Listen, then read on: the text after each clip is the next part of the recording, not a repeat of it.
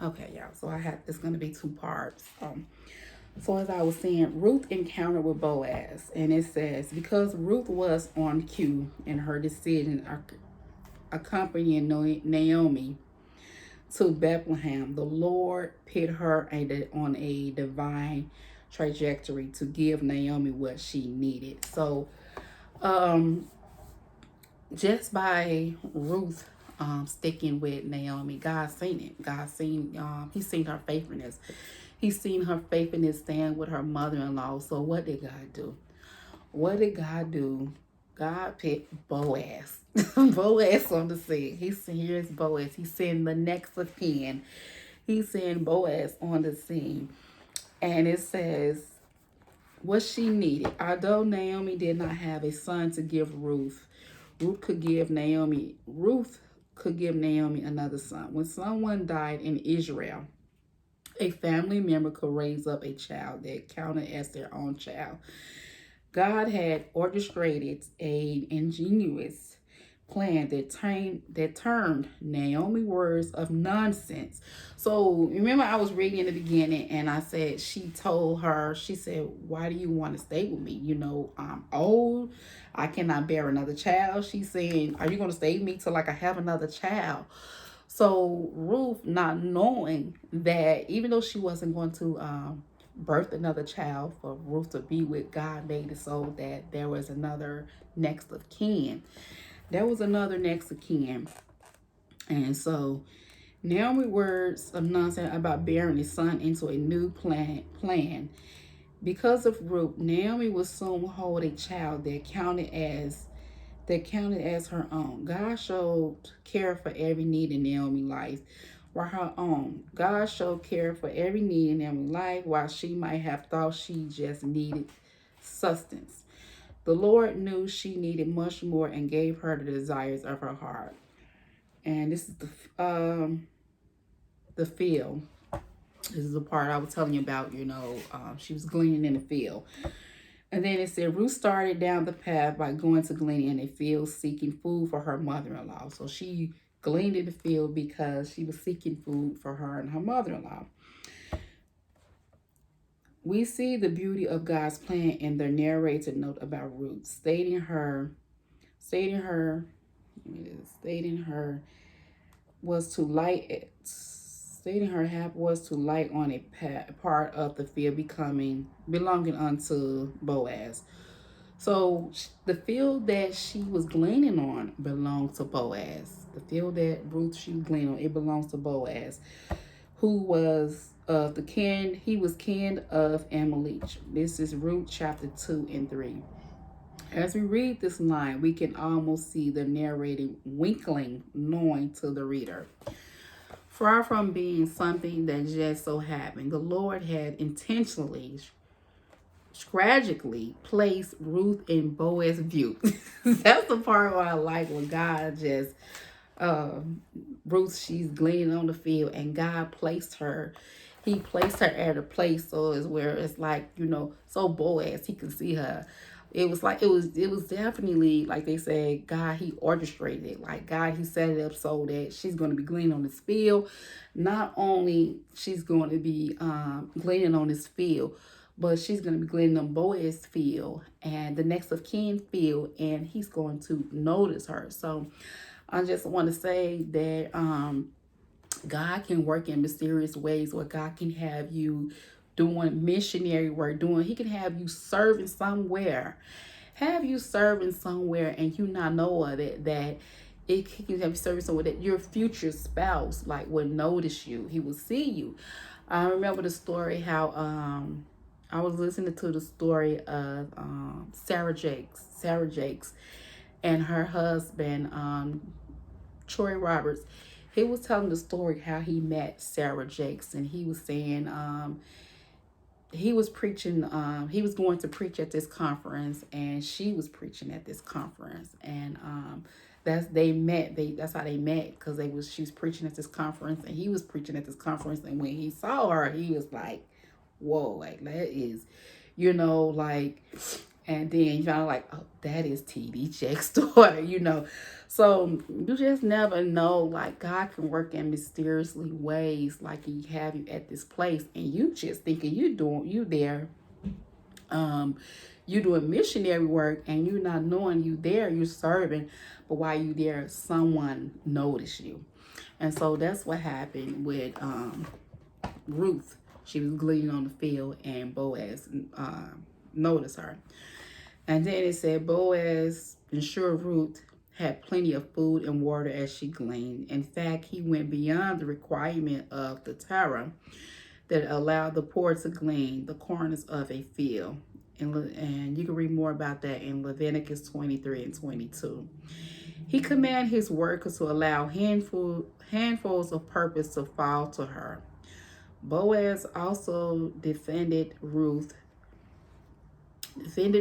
Some Herlin working for Boaz might have thought they could take advantage of a foreigner woman, but Boaz ensured her safety. So he made it so while she was gleaning, he was like I said, he said, don't bother her. Nobody touch her. Don't say anything to her, you know.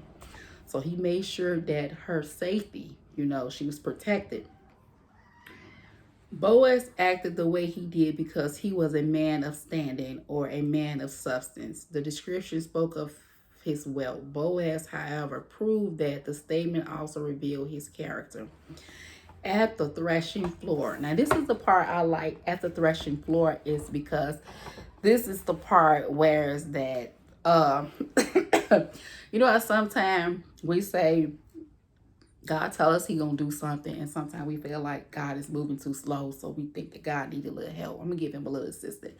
He might tell us, hey, that person is your husband, or that person is your wife, and we feel like they not coming fast enough, so we try it and we go, and you know, we might try to introduce ourselves, and God is saying, like, what did I tell you? You know, let me do. You know, I don't need your help. So that's how it was with Naomi. Yeah, it was with Naomi. God had already orchestrated for like Ruth and Boaz, for Boaz to see Ruth.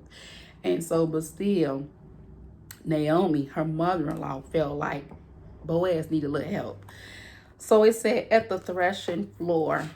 At the threshing floor, God had beautifully orchestrated the meeting between the man of the substance and the Moabitess. God had already orchestrated for Boaz and Ruth, you know, to come together. But her mother-in-law thought that he missed his clue. She thought like he missed his opportunity. So nevertheless, Naomi seems to feel that Boaz has missed his clue. After all, a young woman had gleaned in his field, drunk from his well, and eaten at his table. Perhaps Boaz need a bit more motivation to see the wonderful opportunity right in front of him. Naomi told Ruth to wash, anoint herself, get dressed, and head down to the threshing floor to meet Boaz. So she told her daughter-in-law, like, okay, go in there. I want you to wash yourself, anoint yourself. Tonight he's going to be at the threshing floor. And so Ruth followed Naomi's instruction precisely. When she arrived, she found Boaz sleeping at the end of a heap of corn. After his night of eating and drinking, Ruth laid at his feet. And it said when Boaz discovered Ruth around midnight, so this man, he sleep, he knocked out. And then it kind of remind me of the story of Adam and Eve, when God put Adam to sleep. And when he put him to sleep and he woke up and he saw Eve, and he said, you know, like my late pastor, the way he used to paraphrase it, and he used to say, it's like Adam woke up and he said, wow, woman, you know. So that's what it kind of remind me of. So here Boaz knocked out sleep. He wake up and he see Ruth at his feet. And so he discovered Ruth around midnight. He saw her identity. When she revealed who she was, she asked him to spread his skirt.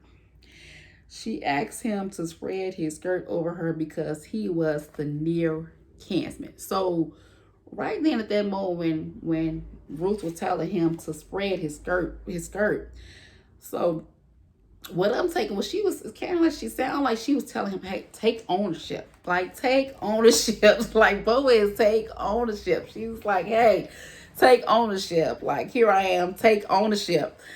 And so spread his skirt over her because he was a near kinsman. Many scholars suggest that by this request, she was essentially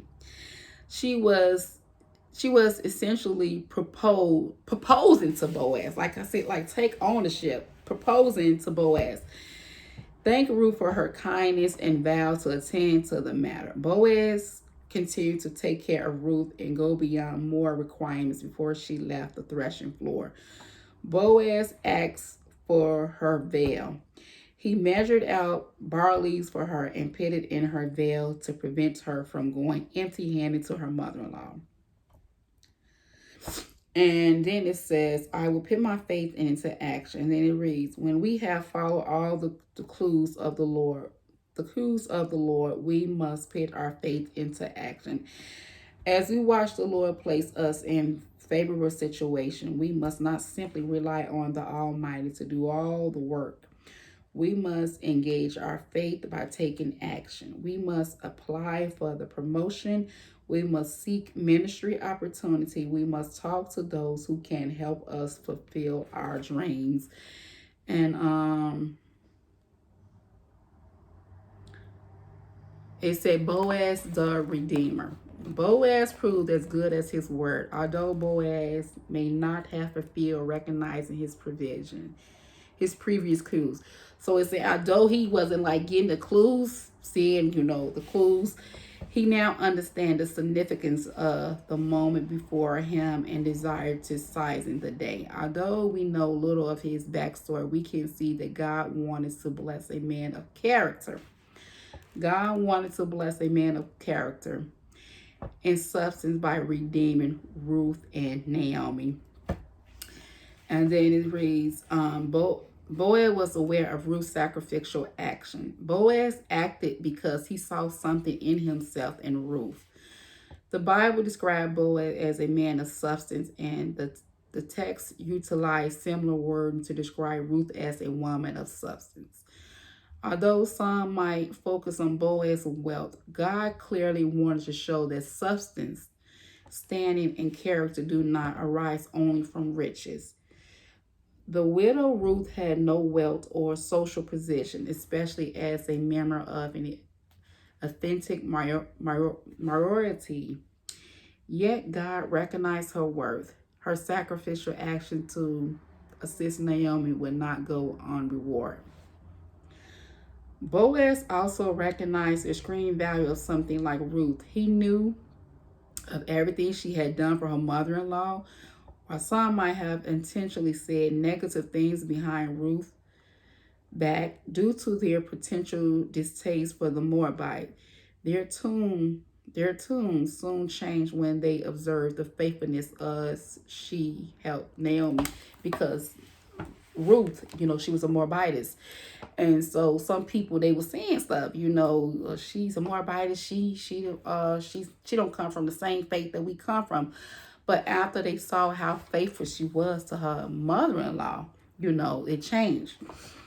And then it said, in fact, when Boaz proposed his plans to marry Ruth, he told Ruth that other people saw her as a woman of standing.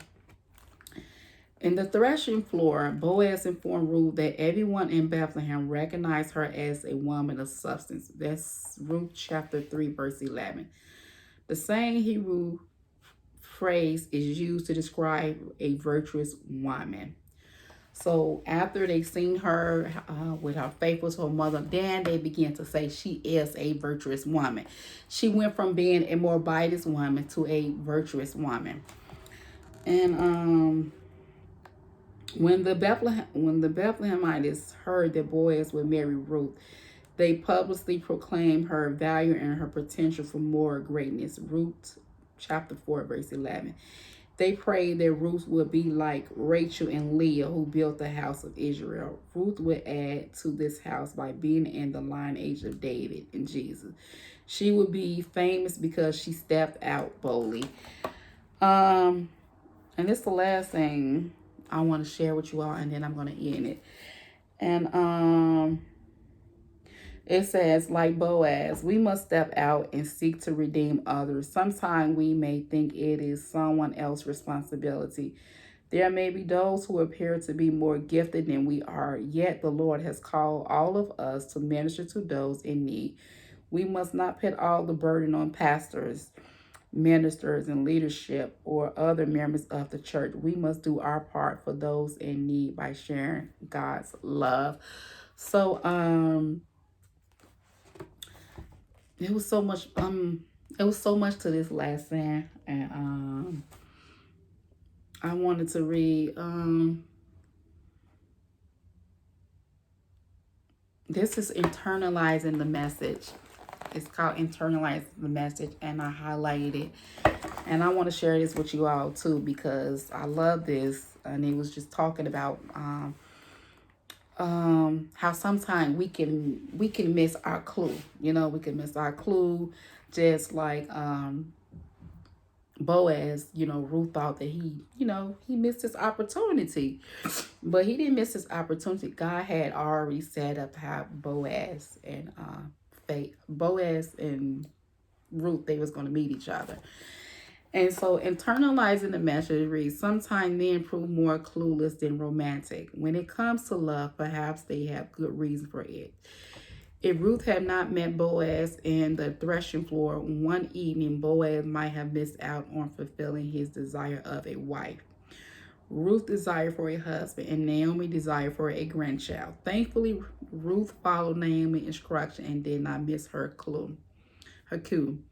A number of people have acted like Boaz, failing to notice the love of their life right before them.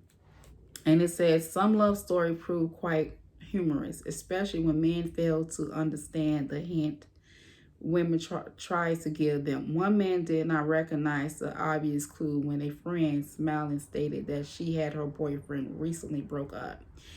He expressed his sorrow instead of immediately asking her out later on. He figured out he had missed his cue. He asked her for a date that evening, led to marriage and children. That is awesome. That is awesome. And I just love that part, So, that's all I have for you all. I pray that you all was blessed by this message. Ruth and the Redeemer. Until next time, it's your girl, Melissa. God bless.